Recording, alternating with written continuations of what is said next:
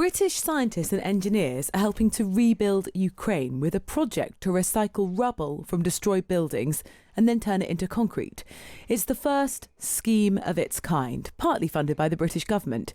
They are already collecting waste material to make the reconstruction as environmentally friendly as possible. I didn't know this. Concrete production is responsible for almost 10% of the world's CO2 emissions.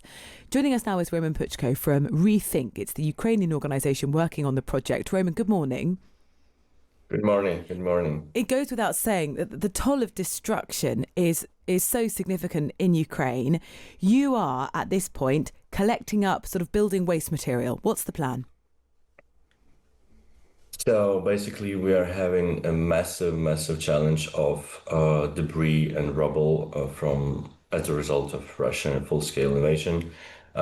Its amount is estimated to be over 20 million tons, and its environmental, societal, economic, and emotional damage is immense. So basically, our plan is to demonstrate how we can maximize value of that rubble and recycle it into new construction material and give a new life to this destruction waste, basically, with the help of the newest possible technology, with the help of 4 leading UK-based scientific organizations, and with the help of UK government, which we are really thankful. That's in brief, but of course, we get the gist. To elaborate. Of course. President Zelensky described the sort of rebuilding of the country, the monumental task of rebuilding the country, as the largest economic project in Europe of our time. It's going to cost, he's expecting, about £390 billion over the next decade. You are contributing to that. Tell us about the environmental factors you're considering. I hadn't realised how hugely polluting producing new cement and concrete is. You are reducing the impact there by using the rubble you already have and then making that into sand to then rebuild bricks. Tell us what's happening. So the main challenge we are having with this process in other projects and basically in communities in general is that often rubble is just crushed and used as road bed or something of really low value, which undermines cement, which is inside, which indeed is responsible for over 8% of global CO2 emissions, and concrete in general over 10%. That's correct.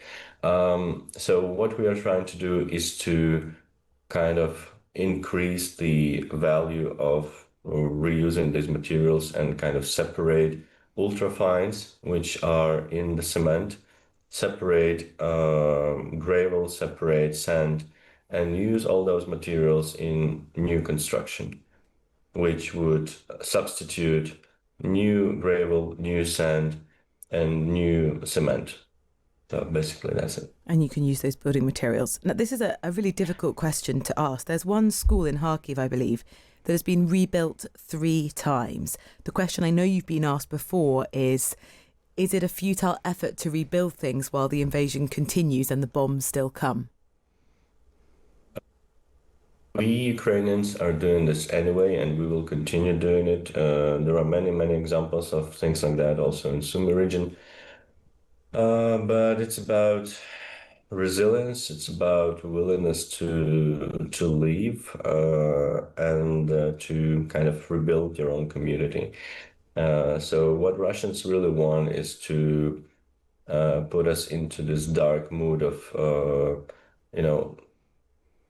just sitting and waiting, like, okay, maybe this will end sometime, and it doesn't make sense to rebuild anything because the bombs will come again. But this is something that doesn't work with Ukrainians. And even in the summer of 2022, you could already see that Bucha and Irpin are rebuilding. And by now, if you come there, you cannot really recognize the streets where those massive amounts of Russian tanks were burned. So I think this is kind of unique spirit of Ukrainians that are demonstrating how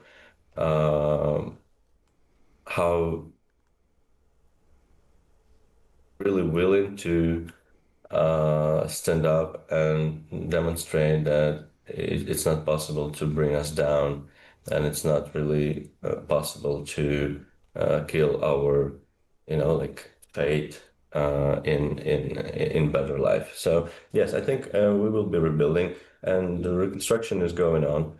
Those numbers that you mentioned are based on recent rapid needs damage need assessment that was updated by the World Bank, and that need is projected to be for the next 10 years. So it's not the total cost of Ukraine's reconstruction, and this data have been calculated, updated, to be honest, as for the beginning of this year. So the final amount of investment into Ukraine's reconstruction is going to be much higher than that. Roman, thank you. Roman Puchko, the chief executive of ReThink. This is the Ukrainian non-profit working on the reconstruction effort. Part of this is that transporting raw materials into Ukraine is logistically very difficult and very expensive in a war zone. So the idea then is to use the waste, the rubble, those buildings, to then create new ones. It's fascinating to hear exactly how that's going, and the sort of resilience to say, well, we start rebuilding immediately. Yes, of course, and it makes logical sense to use the materials already there and deal with all of that. Certainly, really, really interesting there.